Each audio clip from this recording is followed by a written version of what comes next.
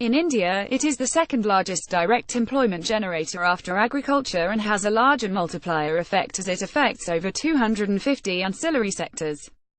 By Sunil Rohakale, real estate sector's role is critical in any economy and is a barometer of its health. In India, it is the second largest direct employment generator after agriculture and has a larger multiplier effect as it affects over 250 ancillary sectors.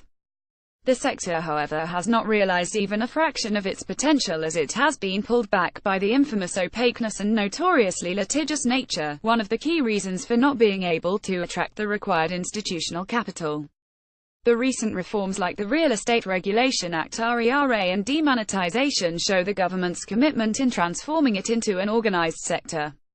However, these alone will not be sufficient in improving the ease of doing business in the sector.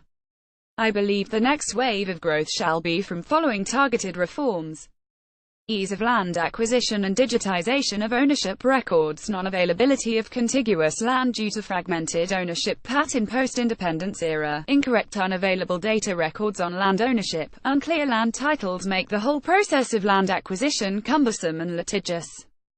To address land fragmentation, an effective policy on land pooling should be implemented under which smallholders have to be adequately incentivized to come together and sell the aggregate land parcels for joint development by the government and private parties.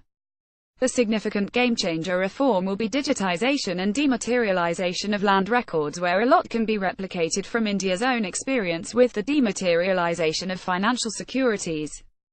This calls for collection and maintenance of land data including surveys, resurveys to clear the disputed title records and regular updation on a single digital platform. A central authority should be created for successful coordination amongst the states. Digitization can pave the way to attract title insurance companies. Title insurance is widely accepted globally by financial institutions. It is non-existent in India due to lack of transparency. Additionally, formation of a centralized repository of land records can enable all transactions to happen online, bringing in transparency and credibility to the sector. Standardization of construction norms and documentation. Land being a state subject, all states and local bodies have separate norms on zoning policies, FSR, setback area, TDR, slum rehabilitation, etc. This level of complexity and variations have led to discretion of interpretation, ushering corruption, leading to project delays and cost overruns. Some of the instances are a difference in fire safety norms across cities, the occupancy certificate as a proof of completion versus an additional requirement of completion certificate. See agreement to sale versus dual agreements, one on sale for transferring undivided share of land and a construction agreement de-executing property registration just at the time of possession versus at the early stage. For sustainable development, formulating uniform construction norms and documentation wherever possible can help. We have a central policy guiding institution under the aegis of the National Building Code of India (NBC).